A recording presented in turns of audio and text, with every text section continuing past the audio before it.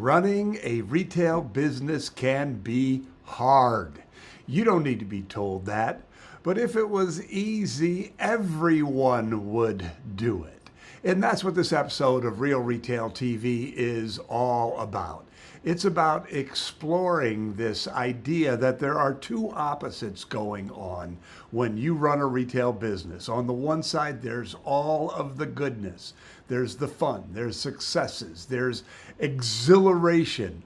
On the other side, there's problems, there's stress, there's opportunity.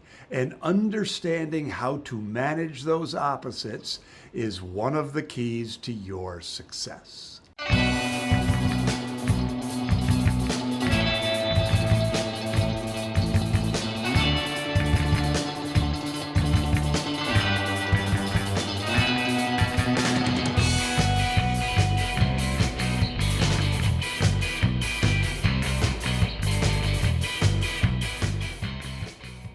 So before we begin to explore these opposites, I want to remind you that next Tuesday, the end of the month, is the deadline for getting super early bird pricing on your tickets to the Retail Success Summit.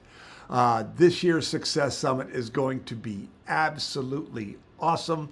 You really owe it to yourself to be in that room. So there's a link down below. Click there to learn more. Click there to register, but make a point of being there.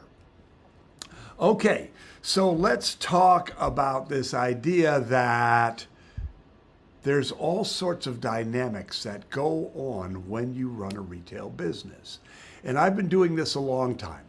I was a retailer for 19 years, owned my own chain of kites and toy stores, and for almost 26 years, I've been doing this. And during that time, I've seen three different types of retailers.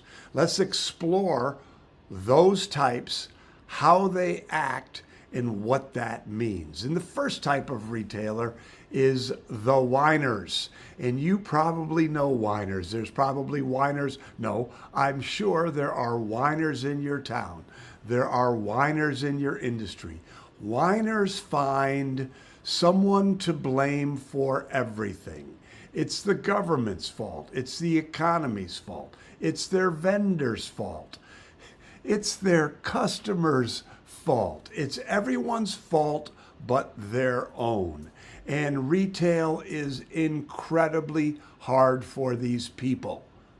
Those people, the whiners, are dead man walking. They are going out of business. And because of the disruption that is happening in our world right now, they are going out of business faster rather than slower. So if you're a whiner, now is the time to change. The second type of retailer is the hoper.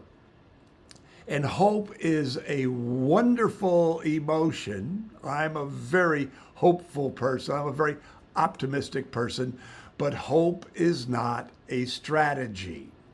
And when we talk about this idea that retail can be hard, hopers have to understand that the emotions that go into being a hopeful retailer are not what is going to propel you into the success that is deserved. Let me just say this. Let me jump off of my script here and say that I firmly believe that anyone who is an independent retailer right now deserves success. I mean real success, financial success, lifestyle success, benefits, all of the good things that come from running a successful retail business. You deserve it. You have opened your store. You are learning. You are growing. You're going through the hard times, the bad times, all of those things. And so you deserve all of the goodness that being a successful retailer entails. But the problem with being a hoper is that if you don't change, the world will run you over.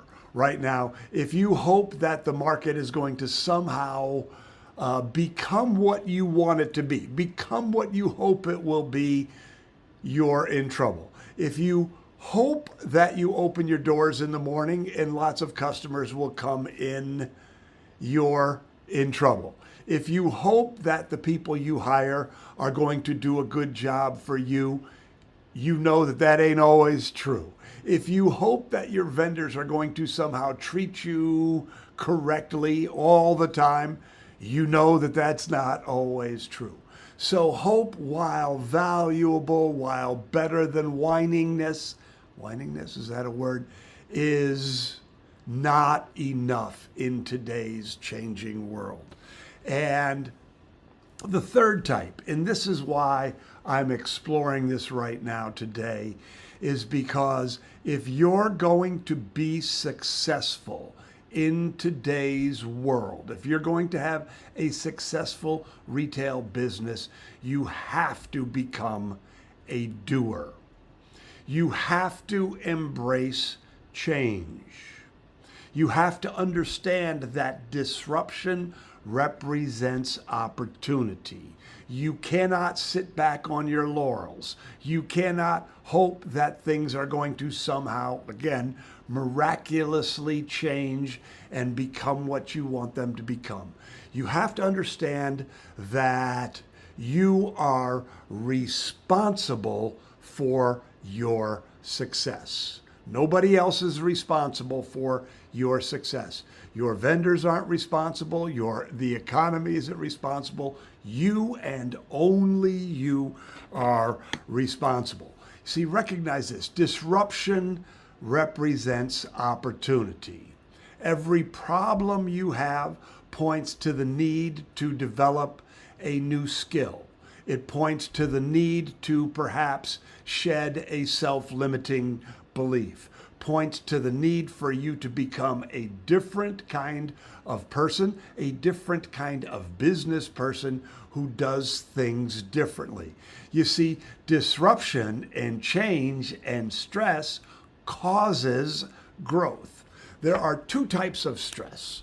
There is distress and there is eustress. Distress is bad stress. Distress is the kind of chronic stress that leads to health problems. Distress is the kind of stress that leads to your business failing. Eustress is good stress. The metaphor here, and it's the correct metaphor, is think about your body. When you work out and you have a really good workout, your muscles are sore, aren't they? Why are they sore? It's because they are growing. They say no pain, no gain. And this is exactly true with you and your business. Every time there is a problem that you react to correctly, every time there is a problem or a disruption that you choose to use as an opportunity, good things start to happen. You become better. And here's the beautiful thing about that too, is every time there is a tricky moment either in the world, like right now, AI, tariffs, we're in a conflict in Iran. Every time there is a problem, either on a granular level in your specific business or on a global level, every time there's a problem and you make the correct adjustments, you are better. And the things that you have learned and the processes that you create and the wisdom that you have acquired become part of you and your business. It doesn't go away. It becomes part of you, who you are going forward. So I'm suggesting to you, be a doer. Embrace these changes. Embrace these disruptions. Embrace the problems. This is your opportunity. Right now is your opportunity to go all in. Now is not the time to hold back. Now is not the time to be afraid. Go all in. All in is the theme for this year's Retail Success Summit. Why? Because right now there are so many opportunities. And when you go all in, you are positioning yourself for that better future. Let me tell you a quick story. So back in the early 80s, downtown Grand Rapids, Michigan, where the Retail Success Summit is held every year, it was depressed. It was not a nice place. I was living in Grand Rapids at the time, and downtown was a place where people stayed away. Urban decay.